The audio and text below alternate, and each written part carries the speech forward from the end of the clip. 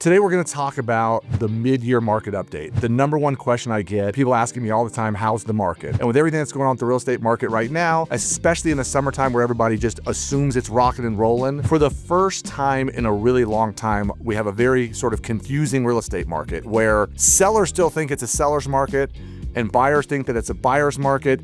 And you're seeing this by all the news and things that you're watching on TV where they're talking about how inventory is rising. Well, yes, inventory is rising, and yes, interest rates have stayed pretty much where they've been for the last couple of years in these mid-high sixes and low sevens. And of course, there's ways to buy rates down or do a 15-year mortgage rather than a 30-year mortgage. And there's lots of ways to try to finagle that number, but people keep waiting for the market to crash or some other reason why they're still staying on the sidelines. But I want people to know what's really going on in the market, not just here in Northern Nevada, but it's pretty similar as I talk to my real estate friends all around the country. So this slide that I want to show you here is about the average number of homes on the market over a certain time period. And I know you're seeing these numbers talking about how inventory levels have risen. And yes, they have risen, but here's what's so interesting about this slide. If you go back and look at what I call the last 3 years of normal real estate. You look at 2017, you look at 2018 and 2019, which were the last 3 years before COVID. And you can kind of see those gray lines with this inventory level, where in my market, we've always been over 1,000 plus homes for sale in the market.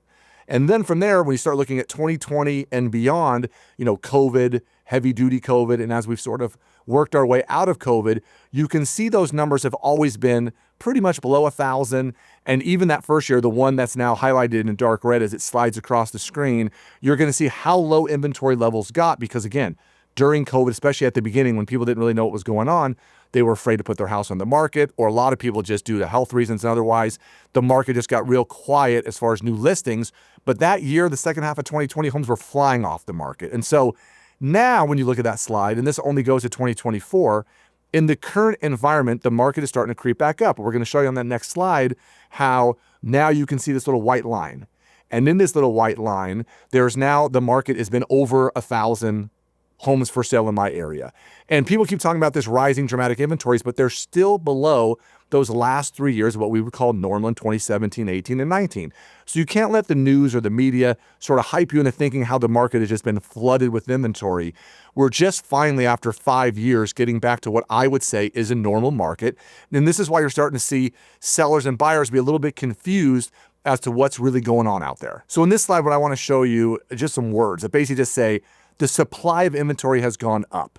Not in a dramatic way, but because of that, there have been fewer buyers getting loan approved, fewer buyers working out in the market. And so the number of sellings is outproducing the number of buyers looking. Now, to be honest with you, I am not sure, other than loan applications, how they know how many buyers are really actually looking out there, where they pull these statistics from, or where they come up with those numbers. But you can just see it in the market based upon the number of showings, how long homes have been sitting on the market, and how the inventory has started to creep up because the homes are sitting on the market a little bit longer. And this has been the sort of game that we're playing with each other for quite some time. So this slide here, we want to show you how that number started to creep up. And as that number creeps up, we're now over 1,600 properties for sale. But again, it is not dramatically higher than what we have, what would be normal in our area. It's just gone up dramatically compared to where we were a year or 2 or 3 ago. And that's the part where the news can spin this into these crazy statistics. Like they talk about, well, the number of foreclosures is going up. Well, that's because for a while there, you couldn't foreclose on a home, or there was almost zero foreclosures at all. So if you go from 0 to 10, yeah, it's dramatic that they're going up. And we just haven't seen a lot of that start to happen yet. But you can see as inventory starts to rise, you would think that it would force price, pressure downwards. You would think that buyers might be able to negotiate a little more. But in reality, what's happened to me is that for the first time in a very long time, the market has become what I call a professionals market, a market where you can negotiate a lot of things. And the sad part is, though, the sellers still think it's a seller market, and the buyers think now that it's a buyer's market. And you're seeing a lot more, for lack of a better description, combative negotiations where people just don't want to budge on anything. It's like, that's it, I don't want to budge. And that's just not a good way to get deals done. And unfortunately, for many who have been in this business, say, less than 5, 7, 8 years, they've never seen it where there's this negotiation point back and forth. It was either just write a super clean full price offer or offer over list price. And now there should be room to play the game. And it just drives me crazy when you see a house go on the market, let's say for $600,000, and someone offers them $570. And the seller goes, well, why are you lowballing me? That's not a lowball offer. That's just everybody trying to play the game to figure out where we need to be in order to try to make these deals work. So that negotiation, that communication, that willingness to be a little more collaborative between buyers and sellers is going to be very important. All right, so here's a slide talking about the number of days on market it takes a home to sell. And to me, the number of days on market is something that's great for the news, and they'll talk about how those days are taking longer and the numbers are going up. And on this particular slide, it talks about the whole state of Nevada, and then it'll talk about here in our local market. And here's the kind of sad part about days on market is that number can be skewed super easily, and here's how. So when I talk to sellers about pricing their home, and pricing right now is more critical than ever, is that let's say we do the research and we sit down and we have a conversation and we think your home is worth $600,000. Now, there's 3 strategies you can take with this. One would be, let's list your home for $600,000. And the question is always, how are you going to feel if you list for $600,000 and you get a full price offer that first weekend? Are you going to feel like, oh my God, I should have listed higher, I could have got more money? Some people feel that way. Others are like, no, that's awesome. That's the number I wanted to get, and they move forward. And the reason why you want to have this conversation is because some people want to go with strategy number 2, which would be, hey, I think it's worth 600. Let's list it for 610 or 620 or 625 and give ourselves a little wiggle room for negotiation. And what happens sometimes is because you do that, some buyers, some agents are afraid to write an offer if they think it's worth $600,000. And maybe you miss some people that were looking at $600,000 and under, so they don't even see your house for sale. And because of that, now what happens is that you've been on the market now 15, 30, 45 days, and now you got to lower your price. And let's say you lower your price down to that $600,000 number, but buyer's next question is always, well, why have they been on the market so long? Seems like they're priced right, but why have they been on the market so long? So then they offer you $570 or $580, and now that $600,000 you might have got the first weekend, you're not going to get because you've been sitting on the market for a while. Now, the third strategy, which is not one I particularly like to use, but I know some people who do this, and again, if you're a motivated seller, if you're someone who really needs to get something going, you can then say, okay, I think my house is worth 600 and list it for 575 or 580 or some number dramatically below that makes it look like your house is a really good deal, and then hope that you're going to get multiple offers and bid that thing back up to 600,000 or even more.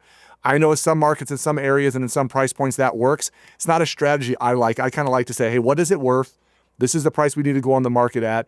And if you get a full price offer, hopefully you're going to feel, hey, that was awesome and I won and I got what I needed to do.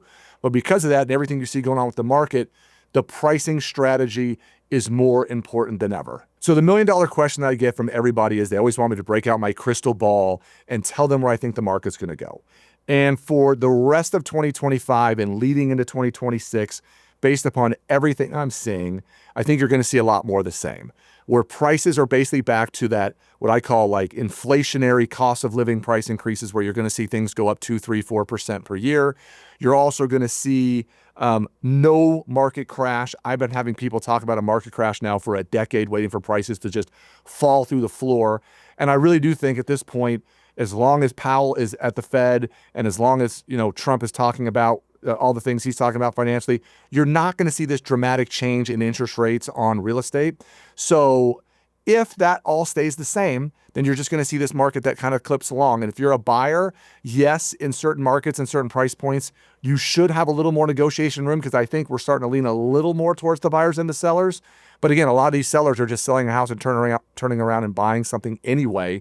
And so because of that, I think you're just going to see this sort of relatively flat market. Now, with that being said, if interest rates do go down, and to me, the magic number is if they were to get in the under 6% range, then you're going to see a free-for-all, and prices then we're going to start to go up again, because people that have been waiting and sitting on the fence, you bring a lot more buyers back into the game when those rates do fall that low. And if we even get into the low 6s, you're going to bring a lot of people back into it. The other thing I think that people aren't thinking about is there's a lot of people that own homes like myself that I just happened to refinance a home. It was totally luck. I wish I could say I did it on purpose.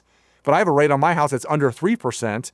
And I think a lot of those people that may be more in the mid 3s, 4s, and 5s that are thinking about selling a home and moving up, or maybe selling a home and moving down, have avoided doing that because they don't want to go from 4% to 7% because it just didn't make any sense for them financially. And so just know, if those rates do come down, I think you're going to see a lot of existing homeowners get back into the market, and you'll see more of that as well, because We've talked about videos saying the market is frozen, and I really do feel like because so many people have either owned their home free and clear or have such low interest rates, that's the only reason you're not seeing a lot more inventory hit the market, because people are kind of locked into these really good prices. So if those rates start to really fall, then a lot of this could change dramatically, and we probably won't see that until maybe 2026 or 27. But I think for the rest of this year and at least part of the first half of next year, you're going to see a lot more of the similar relatively flat market. And so this slide that we're showing you right now will just show you that over the last kind of 2022 to now, these last 4 years, our prices have been relatively stable. I use the house I live in as an example for many people, where it was originally bought as a rental back in 2019, and I paid $435 for it. And by the time our little COVID spike hit and all these prices went dramatically up, my house that I live in was probably pushing towards $700,000. Then we had a slight correction, and I was back probably more towards $625. And now we've crept our way back to where I'm selling a house really around the corner from mine that's 200 square feet smaller. That's going to close here soon for $645,000. And I could probably sell mine now for $660, $670. So you've seen this sort of correction. It was about a 10% correction, and now the market kind of came back. It's been relatively stable and flat. A house around the corner that's my exact model sold for $710. It's nicer than mine. The location's better. So I think now we're kind of back where we were, sort of the peak of when COVID sort of bubbled those prices. And you'll see in this slide, it stayed relatively stable, and it's going to, like we just said, continue to do so. So if you're someone who's thinking about moving to Northern Nevada, do me a favor. Click the link on the description below. We'll get you a copy of our free buyer's guide. That'll get you a lot of great information so you can get your journey started. But as far as long-term goes, and this is why I like to use this slide, you can see the first quarter of the year, we had price increases of less than 1%. But for the last 12 months, we've been right around 4%. And then if you start to look at those more longer plays, which I always say real estate is a long-term strategy, you can see in the 5-year and 30-year time window, it's been dramatic. And there's nothing in the Northern Nevada real estate market that shows that the next 30 years shouldn't be a whole lot like the last 30 years. So again, if you're a renter, I get there's times to rent in the short term, but it just isn't a long-term wealth building strategy. I've been talking about these videos that a lot of people put out there saying right now, in today's world and in my market, there are lots of places where renting a house could be less expensive than owning a property, but that is a short-sighted thing because rents will continue to go up. A landlord could sell their house and force you to move, and those are costs that you weren't expecting that you might get forced to move. But long-term, if you can lock into something now that seems super expensive now, I promise 5, 7, 10, 15 years down the road, it won't feel expensive later, but you got to be able to think, I'm going to stay in a house long-term. So if you're just not sure about your current long-term situation and you're renting, that's okay, but just know it is not a long-term strategy on trying to build up wealth. So this is where we can really sort of put the nail in the coffin at the confusion of what's going on in the current, real estate environment is this. Literally 80% of people either think they're still going to get either full price or more than full price for their home. And to be honest with you right now, multiple offers and offers above full price are very rare. You see them on occasion. When I say multiple offers, you might get 2, maybe 3, not the days of 10 or more.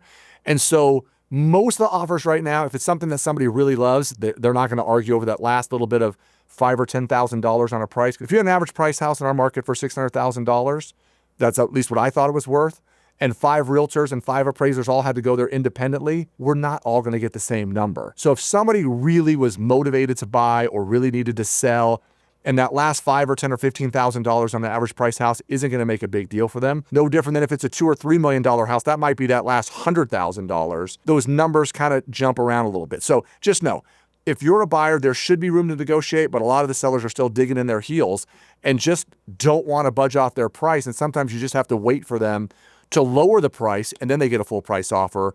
And in reality, you did get to negotiate. You just had to be patient and to wait. And we've had some really good success with this, where sometimes you write an offer, seller doesn't want to budge because maybe they haven't been on the market that long. And then if you just wait 7, 14 days, if you're a little patient, they'll lower the price, or they'll reach back out to you and say, hey, is your buyer still interested? And so you just kind of have to play this game. But there's still the seller's position of saying we're in the power spot and we're going to get full price or more has really gone away, and they just quite haven't figured that out yet. So this is going to show you what I'm talking about on these price reductions. And what's funny is people just assume because people are lowering their price that the sales prices are going down, or that maybe a home that was bought 6 months ago is now less valuable than it was before. And here's what I'm seeing happen is someone buys a house, 10 years later they go to sell that house, and then if we tell them what we think it's worth, they overprice it.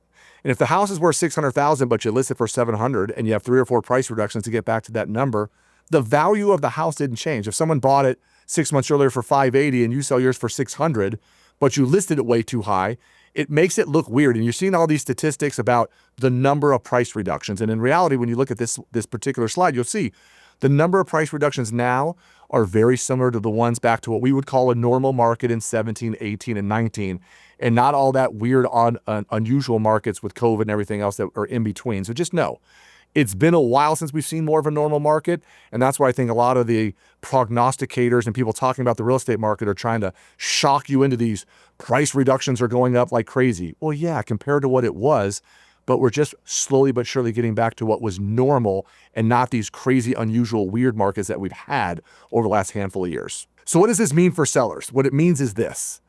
You've got to have a compelling price. If the price isn't compelling, your home is going to sit there and it is not going to sell. And so people have to understand that that is the case. The next portion I want to talk about is then you're starting to see where the sellers want to blame the realtor. I don't care how great of marketing and how great of photos and how great of amazing marketing plan we put together. If you have a house that's dramatically priced wrong, it is never going to sell. And what happens sometimes is this: rather than having conversations with your clients and talking about those kind of things, they just want to blame somebody. So this is when you're starting to see more expired listings, more homes going back on the market for whatever reason because deals fall apart because buyers get cold feet. And now what happens is, instead of just sticking out with the person that they hired, and this is again back to that professionals market, you better have a realtor that knows what they're doing. What they want to do is fire that person, go on to the next person. And then what they typically do is they hire someone else, they lower the price to the point that the person that you were working with already said to go to, and then miraculously the house sells. And so they want to blame that next person on that. But here's what I would tell you.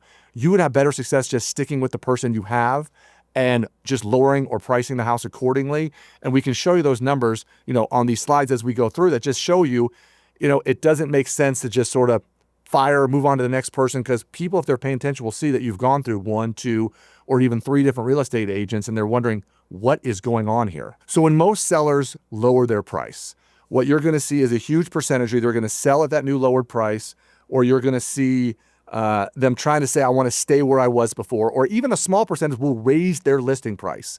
And people always ask me, well, why is that? Some people will pull their home off the market and decide, okay, I tried to sell a rental that I had and I didn't paint it or didn't put flooring in or didn't redo the landscaping. And if a seller goes back and then puts some money into the property, then yeah, sometimes you're going to see a list price that goes up.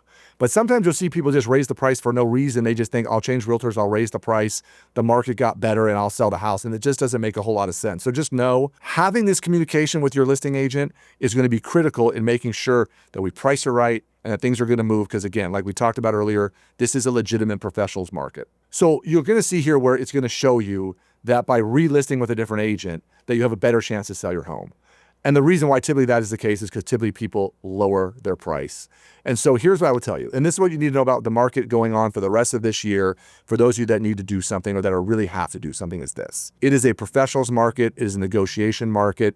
And things are going to kind of stay exactly the way they've been. So if anyone's trying to tell you differently, if something dramatic doesn't change, then this market's going to look this way. Now, the caveat obviously is if all of a sudden the chairman, Powell lowers rates dramatically, or some war breaks out, or something dramatic happens like it did during COVID. But I just don't see that, and you of course can't plan for that when you're looking at these price points. So if you are someone who's watching these that's thinking about moving to Northern Nevada, just know that's what it is here. It is very similar most to California. We've actually had a few people recently get referred back to California agents because they want to move back to California. And whether it is in these surrounding cities, because we just referred out a client to Vegas, and I talked to a lot of my East Coast realtor friends, you're seeing similar stuff all around the country. So now that you know what the market's going to look like going forward, if you're someone who's really thinking about moving to Northern Nevada, check out this video we did right here about the best neighborhoods that you can find.